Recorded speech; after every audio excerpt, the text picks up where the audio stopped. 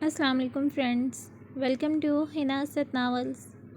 امید کرتی ہوں آپ سب خیریت سے ہوں گے۔ فرینڈس، جس نے ابھی تک میرے چینل کو سبسکرائب نہیں کیا ہے تو پلیز اسے جلدی سے سبسکرائب کر دیجئے تاکہ آپ کو آنے والی ہر نئی چیز کی نوٹیفیکیشن موصول ہو سکے، اور بیل آئیکن کا بٹن پریس کرنا بالکل بھی مت بھولیے گا۔ فرینڈس، آج میرے پاس وقت کی تھوڑی کمی تھی تو میں ٹھیک سے ویڈیو نہیں بنا پائی، اسکرین ریکارڈنگ کی ہے، اسے ہی قبول کیجیے گا۔ تو آئیے بنا وقت ضائع کیے چلتے ہیں آج کی قسط کی جانب۔ ناول جان من، قسط نمبر 24۔ کل شب بہت بھاری تھی اس پر، مگر بیت چکی تھی۔ نیا دن، نیا سورج طلوع ہوا اور اپنی تیز روشنی سے انائزہ کو آنکھیں کھولنے پر مجبور کر گیا۔ اس نے کسل مندی سے اپنی نیند سے بوجھل آنکھیں مسل کر کھولیں اور دونوں ہاتھ اپنے درد کرتے ہوئے سر پر رکھ کر ہوش میں آنے لگی۔ ابھی تک وہ میٹ پر ہی تھی، رات کو روتے ہوئے وہیں کی وہیں پڑی رہی، اور نیند نے نہ جانے کب اسے اپنی آغوش میں لے لیا تھا، اسے کچھ خبر نہ ہو سکی تھی۔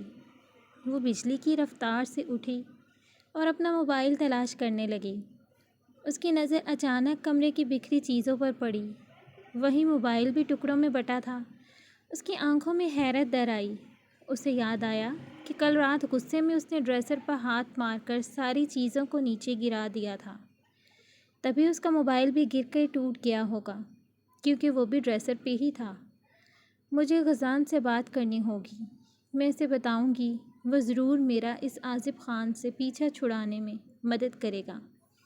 اس نے جیسے خود کلامی کی، اور جیسے ہی آئینے میں خود پر نظر پڑی تو ٹھٹک گئی اپنی حالت دیکھ کر، پھر واش روم کی طرف بڑھی اور چہرے پر پانی کے چھپاکے مارے۔ اپنے دوپٹے کے پلو سے چہرہ صاف کیے، وہ بنا وقت ضائع کیے اپنی حالت سدھارتے ہوئے کمرے سے باہر نکلی۔ سب کے پاس اپنے اپنے موبائل تھے، صرف ایک فون سبحان شاہ کے کمرے میں لگا ہوا تھا۔ وہ کافی پرانا تھا، اسے کسی نے غزان سے بات کرنے نہیں دینی تھی اپنے موبائل پر، خاص کر کل رات کے بعد، اسی لیے اس نے فون سے اسے کال کرنے کا سوچا اور تیزی سے ان کے کمرے کی طرف گئی۔ دروازے کے ہینڈل پر ہاتھ رکھے اس کا ہاتھ کپ کپا رہا تھا۔ کل اسی کمرے میں اس کی قسمت کا فیصلہ لیا گیا تھا۔ اس وقت سبحان شاہ ڈیرے پر جاتے تھے، اسی لیے وہ وہاں ان کی غیر موجودگی میں آئی تھی۔ اس نے تیزی سے دھڑکتے دل پر ہاتھ رکھا اور اندر آ گئی۔ کچھ دیر پہلے ہی عازب خان، جو سبحان شاہ کے کہنے پر ان کے کمرے سے ضروری دستاویزات لینے آیا تھا، کمرے کا دروازہ کھولنے پر اس کی آواز پر اس نے چونک کر پلٹتے ہوئے اندر آنے والی شخصیت کو دیکھا۔ یقیناً اسے عازب خان کی موجودگی کی خبر نہیں تھی۔ عازب خان کو وہاں پا کر انائزہ کی آنکھوں سے شرارے پھوٹنے لگے۔ آپ؟ اس سے پہلے کہ عازب خان کچھ بولتا، واہ واہ عازب خان! وہ تالی بجاتی تن کر اس کے سامنے کھڑی ہو گئی۔ آپ یہاں کیا کر رہی ہیں؟ وہ برفیلی آواز میں اس کی شعلہ بار نگاہوں سے دیکھتے ہوئے بولا۔ میں نے سوچا دیکھ آؤں، جس انسان نے میری زندگی میں زہر گھولا ہے وہ کس قدر خوش ہے۔ وہ اس کے خوبرو چہرے کو دیکھتی نفرت سے پھنکاری تھی۔ یہ فیصلہ سردار سبحان کا ہے، اور اس کا جواب بھی کل وہ آپ کو سب کے سامنے دے چکے ہیں۔ وہ اس کے سامنے تن کر کھڑا تھا، دونوں ہاتھ سینے پر باندھے، مدھم سی آواز، مدھم سی ہنسی ہنستے ہوئے بولا۔ اس کی سمندروں کی سی گہری آنکھوں میں مخصوص چمک ابھری ہوئی تھی، وجیح چہرے پر دل فریب مسکراہٹ پھیلی ہوئی تھی۔ اس کا ایک ایک انداز گواہ تھا کہ وہ کل والے واقعے کو لے کر انائزہ کا تمسخر اڑا رہا تھا۔ انائزہ شاہ کو لگا عازب خان نے اس کے منہ پر ایک زوردار تمانچہ رسید کر دیا ہو۔ وہ اپنے یہاں آنے کا مقصد بھول گئی تھی، بس یاد تھا تو اتنا کہ سامنے کھڑا انسان عذاب بن کر اس کی زندگی پر نازل ہونے والا تھا۔ اس کی وجہ سے کل اسے تھپڑ پڑا تھا، اور اب وہ انسان اس کی زندگی پر حکومت کرنا چاہتا تھا، اس کی محبت کو اس سے دور کرنا چاہتا تھا۔ انائزہ کو اپنا وجود آگ کے شعلوں کا سا دہکتا ہوا محسوس ہوا۔ اس کا بس نہیں چل رہا تھا کہ اس خوبرو انسان کے چہرے کا حشر نشر کر کے رکھ دے یا کہیں ایسی جگہ غائب کروا دے اسے کہ وہ اسے دوبارہ نظر نہ آئے۔ اس نے چند لمحوں کے لیے اپنی آنکھوں اور مٹھیوں کو زور سے بھینچ کر کھولا۔ آصف خان اس کی ایک ایک حرکت کو نوٹ کر رہا تھا۔ تمہارا اصل مقصد کیا ہے؟ کون سا کھیل کھیل رہے ہو تم ہمارے ساتھ؟ وہ 2 قدم آگے بڑھی۔ میں؟ آپ کو لگتا ہے کہ میں آپ کے ساتھ کوئی کھیل کھیل رہا ہوں؟ اس کی آنکھوں میں آنکھیں ڈال کر دیکھتے ہوئے معصومیت کے سارے ریکارڈ توڑتے ہوئے بولا تو اس کی چالاکی پر انائزہ شاہ بھڑک اٹھی۔ شٹ اپ آصف خان، میرے سامنے زیادہ معصوم بننے کا ڈرامہ مت کرو۔ سب پتہ ہے مجھے، تم نے دادا سائیں کے سامنے مجھ سے نکاح کی شرط رکھی۔ تمہیں کیا لگتا ہے مجھے علم نہیں؟ اس لیے یہ معصومیت کا ڈرامہ چھوڑو اور مجھے اپنا اس سب بکواس کا مطلب بتاؤ سیدھی طرح۔ محترمہ، کھیل ہمیشہ اپنی برابری کے لوگوں کے ساتھ کھیلا جاتا ہے۔ انائزہ کے کرانے پر آصف خان بھی اپنی اصلی روپ میں آیا جس سے انائزہ کا ہی اکثر سامنا ہوا تھا۔ صحیح کہا تم نے، کھیل اپنی برابری کے لوگوں کے ساتھ کھیلا جاتا ہے اور تمہاری اتنی اوقات نہیں کہ کسی کی برابری کرو۔ اپنے سے برتر سے کھیل کھیلو گے تو دیکھنا شکست ہی تمہارا مقدر بنے گی۔ انائزہ شاہ نے بھی موقع ہاتھ سے جانے نہیں دیا اور جوابی وار کیا۔ ارادے پختہ ہوں تو جیت ہی مقدر بنتی ہے انائزہ شاہ، وہ تمسخرانہ انداز میں بولا۔ اوہ، تو ثابت ہو گیا کہ تم کھیل ہی کھیل رہے ہو۔ شاید، وہ لاپرواہی کے انداز میں شانے اچکا گیا۔ آپ کو کیا لگتا ہے کہ آپ اس قابل ہیں کہ آصف خان آپ پر اپنی طاقت صرف کرے گا؟ آپ تو میرے کھیل کا ایک چھوٹا سا پیادہ ہیں جسے صرف وقت پڑنے پر استعمال کیا جاتا ہے اور ضرورت ختم ہونے پر اسے کھیل سے باہر پھینک دیا جاتا ہے۔ وہ اس کے ہتک امیز انداز میں بولتا اس کی دماغ کی بنیادیں تک ہلا گیا تھا۔ بکواس بند کرو گھٹیا انسان، تم سمجھتے کیا ہو خود کو؟ وہ دونوں ہاتھ اس کے سینے پر رکھ کر دھکیلتے ہوئے چلائی تھی۔ احساس ذلت اس کی رگوں پہ میں سرایت کر رہا تھا۔ میں کسی کو بھی اپنی کسی بھی بات کا جواب دے نہیں ہوں، وہ تڑک کر کہتا ہوا آگے بڑھ گیا۔ جاتے ہوئے میری ایک بات یاد رکھنا۔ وہ جو کمرے سے باہر نکل رہا تھا انائزہ کی آواز سن کر رک گیا مگر پلٹ کر نہیں دیکھا۔ تم نے جس پیادے کا استعمال کرنے کا سوچا ہے نا، دیکھنا وہی پیادہ تمہیں تمہارے ہی کھیل سے باہر نکال دے گا۔ ہارو گے تم، وہ بھی بری طرح سے۔ اس کی بات سن کر آصف خان کے چہرے پر پل بھر کو مسکراہٹ پھیلی، پھر معدوم ہو گئی۔ وہ پلٹ کر اس شعلہ جواں حسینہ کے مقابل آیا جو اس سے مقابلہ بازی پر اتر آئی تھی۔ اس نے چند لمحوں کے لیے اس کی آگ برساتی آنکھوں میں دیکھا۔ دیکھنے کا انداز ایسا تھا کہ اس لمحے انائزہ شاہ کا ننھا سا دل پھڑپھڑایا تھا۔ وہ فوراً سے بیشتر اپنی نظروں کا زاویہ بدل گئی۔ انائزہ شاہ، میری ہار ہو یا جیت، آصف خان کسی سے ڈرتا نہیں، لیکن مجھے لگتا ہے آپ ہار تسلیم کر چکی ہیں جس کی گواہ آپ کی آنکھوں کے آنسو ہیں۔ انہیں بچا کر رکھیے گا۔ آگے ہر مقام پر جب آپ مزید شکست کھائیں گی تو انہی کی ضرورت پڑنے والی ہے۔ اس کی بات انائزہ شاہ کو نشتر کی طرح چبھی تھی۔ You cheap, just shut up, وہ انگلی اٹھا کر دھمکی امیز انداز میں چلائی تھی۔ ہا ہا ہا، چھانٹ لیں انگریزی جتنی بھی، میں تو جی چٹا ان پڑھ ہوں، پڑھی لکھی بیوی کی صحبت میں رہوں گا تو سنور جاؤں گا۔ وہ اس کی انگلی کو نظر انداز کرتا اس کے گال پر اپنی 2 انگلیوں سے تھپکتے ہوئے مسکرا کر بات کو مزاح کا رنگ دیتے ہوئے شرارت امیز انداز میں بولا، انسان کو خواب بھی اپنی حیثیت کو دیکھ کر دیکھنے چاہیے۔ انائزہ شاہ نے اس کا تمسخر اڑایا تھا۔ مجھے اپنے خوابوں کو حقیقت میں بدلنا آتا ہے انائزہ شاہ، اور میری کیا اوقات ہے بہت جلد اندازہ ہو جائے گا تمہیں۔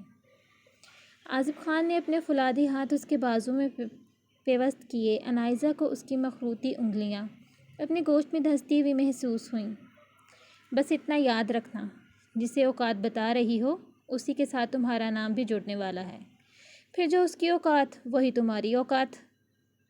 وہ برفیلی آواز میں اس کے کانوں میں نفرت بھری پھنکار کھولتا اسے جھٹکے سے چھوڑتا وہاں سے نکل گیا۔ نہیں، میں ایسا کبھی نہیں ہونے دوں گی، وہ عالم کرب سے چلائی تھی، مگر وہ وہاں سے جا چکا تھا۔ بابا جانی، وانیہ نے اسے دیکھتے ہوئے آواز لگائی اور اس کی جانب دوڑتی ہوئی آئی تو وہ فوراً سے بیشتر صفا سے پیچھے ہوا۔ میری جان۔ غزان شاہ نے ایک گھٹنا بینڈ کیے نیچے جھکا اور دونوں بازو واہ کیں تو وانیہ اور واہ دونوں اس کی باہوں میں آن سمائے۔ غزان نے باری باری دونوں کے گال چوم لیے اور پھر انہیں اٹھا کر چیئر پر بٹھایا۔ آؤ مل کر کھانا کھاتے ہیں، آپ کو بھی بھوک لگی ہے؟ اس نے انہیں بٹھا کر خود اپنی نشست سنبھالتے ہوئے ان دونوں کی طرف دیکھ کر سوال کیا۔ جی بابا جانی۔ بریانی سامنے دیکھ کر ان کی بھوک بھی چمک اٹھی تھی۔ صفا سب کی پلیٹ میں بریانی ڈالنے لگی۔ تم بیٹھو، میں سرو کرتا ہوں۔ اس نے صفا کا ہاتھ پکڑ کر روک دیا۔ آپ کھانا شروع کریں، آپ نے ناشتہ بھی نہیں کیا، میں سرو کرتی ہوں۔ اس نے محبت پاش نظروں سے اسے دیکھتے ہوئے کہا تو غزان نے مسکرا کر اس کا ہاتھ چھوڑ دیا اور اپنی پلیٹ میں صفا کے ہاتھوں سے سرو کی گئی بریانی سے انصاف کرنے لگا۔ سب نے مل کر کھانا کھایا تو بچے لاؤنج میں کھیلنے لگے۔ صفا ٹی وی پہ کوئی ٹاک شو دیکھنے لگی۔ غزان کی نظریں اس پر جمی ہوئی تھیں۔ آج یہ ٹاک شو ہم سے زیادہ ضروری ہو گیا۔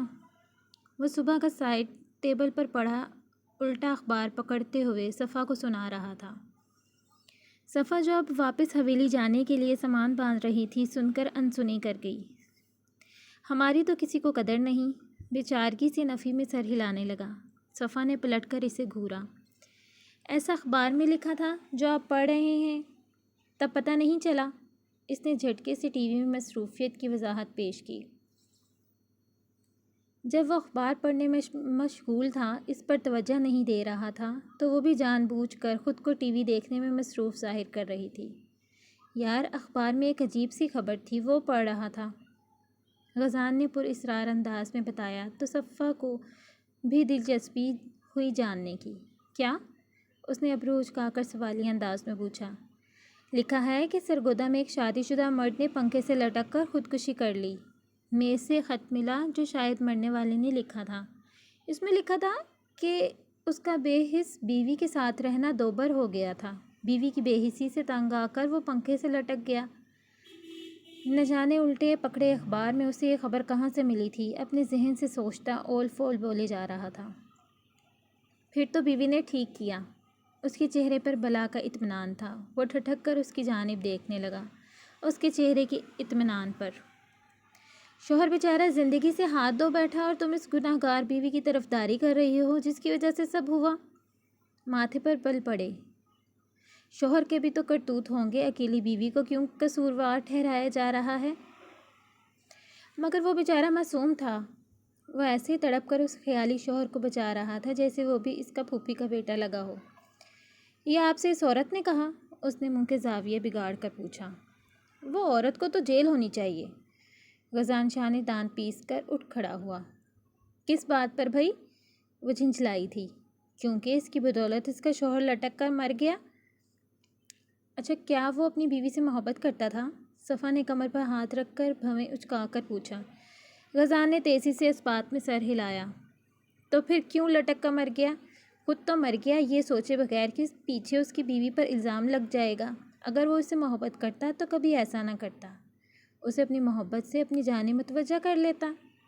وہ کتنی آسانی سے کہہ گئی تھی۔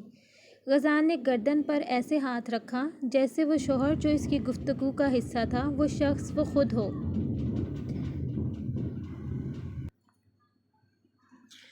ہائے یہ ظالم بیویاں! وہ دکھ سے پھر واپس صوفے پر بیٹھ گیا۔ صفا اس کی طرف سے منہ پھیر کر مسکرائی۔ لو جی ایک اور خبر۔ اس نے اخبار پر ہاتھ مار کر اشارہ کیا۔ بیوی کے تانوں سے شوہر تنگ۔ یا اللہ، کیا ہوتا جا رہا ہے بیویوں کو؟ اس نے بیچارگی سے نفی میں سر ہلاتے ہوئے اخبار فولڈ کر کے رکھا۔ شوہر اپنی کسی دوست یا ہو سکتا ہے ابروڈ کی گوری کا زیادہ ذکر کرتا ہو، تبھی ہوا ہوگا۔ صفا نے اپنی ہنسی دباتے ہوئے خدشے بیان کرنے لگی۔ غزان بنا گیا۔ نہیں جی، شوہر بہت شریف ہے۔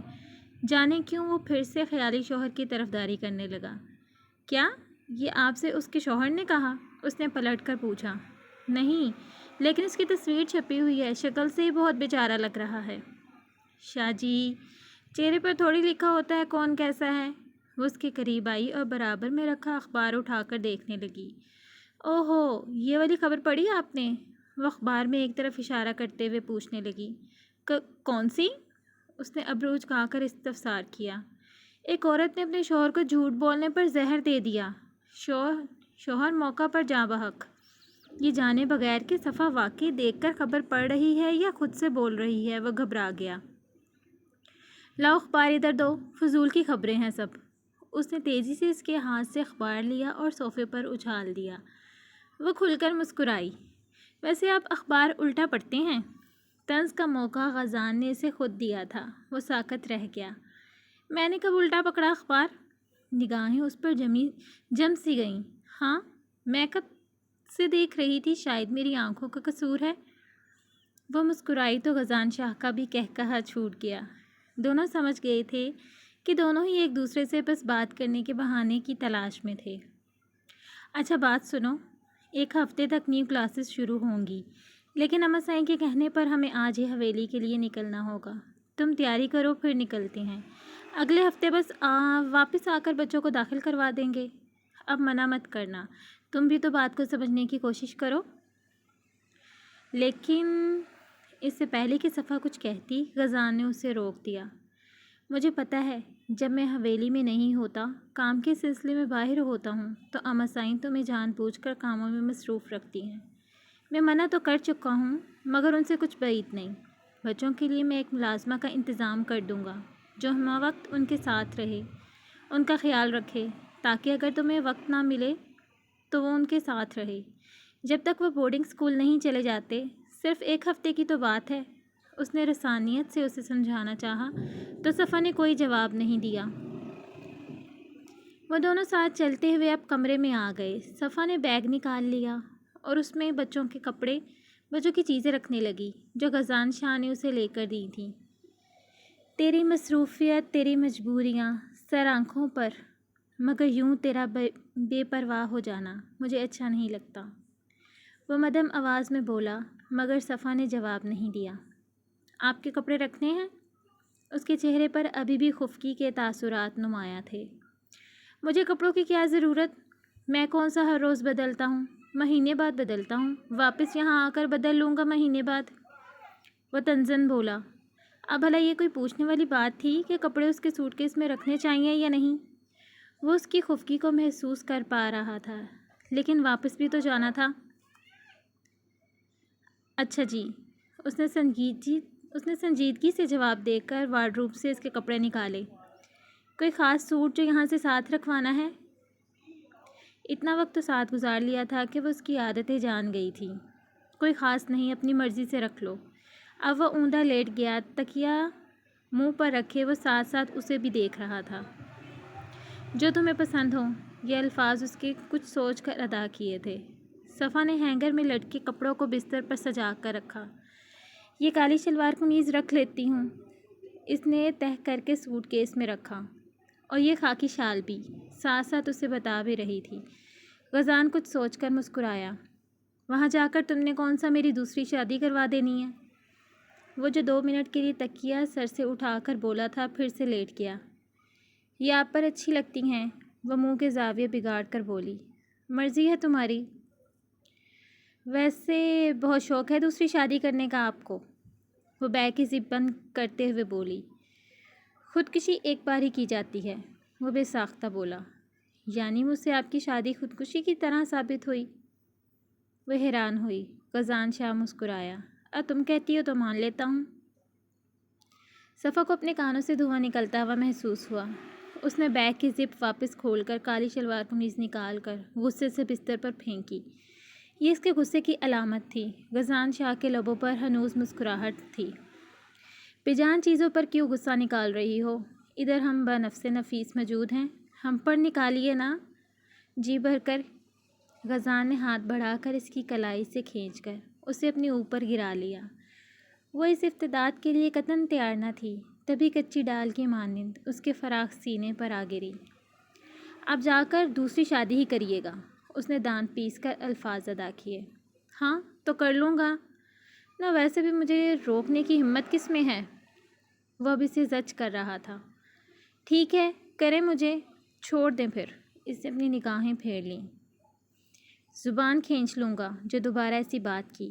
اس نے صفا کی گردن میں ہاتھ ڈال کر اس کا چہرہ جنونیت بھرے انداز میں اپنے قریب کیا۔ اس کی آنکھوں میں شوریدہ جذبات کا ٹھاٹھے مارتا ہوا سمندر ابل رہا تھا۔ وہ خود جیسے اپنی بات پر شرمندہ ہوئی، حالانکہ وہ جانتی تھی کہ وہ مذاق کر رہا تھا۔ وہ اس کی اپنے لیے محبت کی شدت بخوبی جان چکی تھی، پھر بھی اسے غصہ دلا گئی تھی۔ معافی چاہتی ہوں، میں ہی شاید غلط سمجھی، وہ شرمندگی سے بولی۔ وہ اس کو تکتے ہوئے مسکرانے لگا، جس کی موجودگی ہی اس کے لیے کافی تھی۔ وہ اسے بتانا چاہتا تھا کہ وہ کیسے اس کے دل میں بس گئی تھی۔ وہ لمحہ بلمحہ اظہار محبت کرنا چاہتا تھا۔ اسے کیسے بتائے کہ اب اس سے دور نہیں رہا جاتا۔ ناممکن سا محسوس ہو رہا تھا خود کو روکنا۔ بس ایک صحیح وقت کا انتظار تھا جو نہ جانے کب میسر ہونے والا تھا۔ اب روڈ جانے سے پہلے بھی تمہیں بتایا تھا کہ میں تم سے کتنا پیار کرتا ہوں، مگر تم نے میری واپسی کا انتظار نہیں کیا اور شادی کر لی۔ غاز، میں سمجھی تھی وہ تمہارا بچپنا ہے، وقت کے ساتھ ساتھ بھول جاؤ گے سب، اور میں کیسے انکار کرتی۔ حاکم شاہ نے مجھے اپنے گھر رکھا آپ ہی کی وفات کے بعد، ان کا احسان اتارنا تھا مجھے۔ میں نے اپنی زندگی داؤ پر لگا دی، مگر ان کے فیصلے سے منحرف نہ ہوئی۔ جو قسمت نے لکھا تھا اپنے آپ ہوتا چلا گیا۔ وہ پچھلی باتوں کو سوچ کر افسردہ ہو گئی۔ تمہاری قسمت میرے ساتھ جڑی تھی، دیکھ لو، لے آئی نا تمہیں میرے پاس۔ کبھی لفظ بھول جاؤں، کبھی بات بھول جاؤں، تجھے اس قدر چاہوں اپنی ذات بھول جاؤں۔ اٹھ کر کبھی جو تیرے پاس سے چل دوں، جاتے ہوئے خود کو تیرے پاس بھول جاؤں۔ کیسے کہوں تم سے کہ کتنا چاہا ہے تمہیں، اگر یہ کہنے پہ تم کو آؤں تو الفاظ بھول جاؤں۔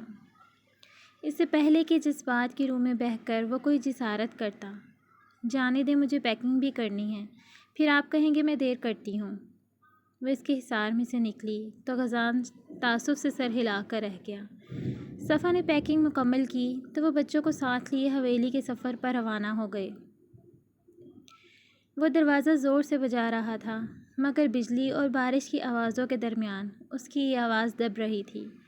ہاتھوں میں پھولوں کے بکے پکڑے وہ بے بسی سے کھڑا تھا۔ جیسے ہی من نے حویلی کے باہر جیپ رکنے کی آواز سنی، وہ دوپٹہ اوڑھے سرعت سے کمرے کا دروازہ کھول کر باہر کی طرف بھاگی۔ پاؤں میں جوتا پہننا بھی بھول گئی تھی۔ جیسے ہی وہ تیزی سے سیڑھیاں پھیلانگتی ہوئی نیچے آ رہی تھی، ملازمہ نے ساریہ بیگم کے کہنے پر دروازہ کھولا تو سید مزمل شاہ سیاہ شلوار قمیض میں ملبوس، مکمل بھیگا ہوا اندر داخل ہوا۔ من کی نظر مزمل سے اور مزمل کی نظریں من سے جا ملیں۔ دونوں اضطرابی کیفیت میں مبتلا ایک دوسرے میں مدغم ہو گئے۔ آ جاؤ مزمل، تمہارا ہی انتظار تھا کب سے۔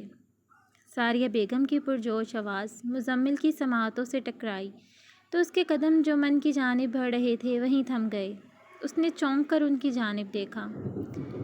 تم نے اس دن منگنی کر لی تھی سب کے سامنے زمروش سے۔ آج میں نے سوچا اپٹن کی رسم رکھ لیتے ہیں، جمعے کو سادگی سے نکاح کر لیں گے۔ کیوں، کیسا رہا میرا پروگرام؟ وہ مسکراتے ہوئے بول رہی تھی، جبکہ من اور مزمل یوں ساکت کھڑے تھے جیسے انہیں سانپ سونگھ گیا ہو۔ مزمل کے ہاتھ سے گلابوں کا بوکے چھوٹ کر نیچے گرا اور گلاب کے پھول زمین پر بکھر گئے۔ شاید ان دونوں کی زندگی بھی ان گلابوں کی طرح بکھرنے والی تھی۔ اس کا فیصلہ تو آنے والا وقت ہی کرنے والا تھا، نہ جانے قسمت ان کے لیے کیا سوچے ہوئے تھی۔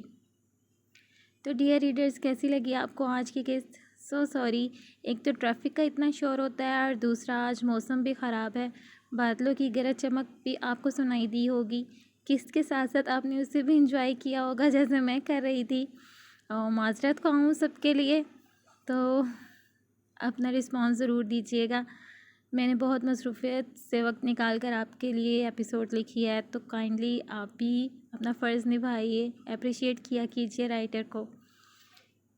کمنٹ سیکشن میں اپنی رائے سے ضرور نوازیے گا۔ اپنا بہت سا خیال رکھیے گا۔ جلدی ہی ملتے ہیں نیکسٹ قسط کے ساتھ، تب تک کے لیے اللہ حافظ۔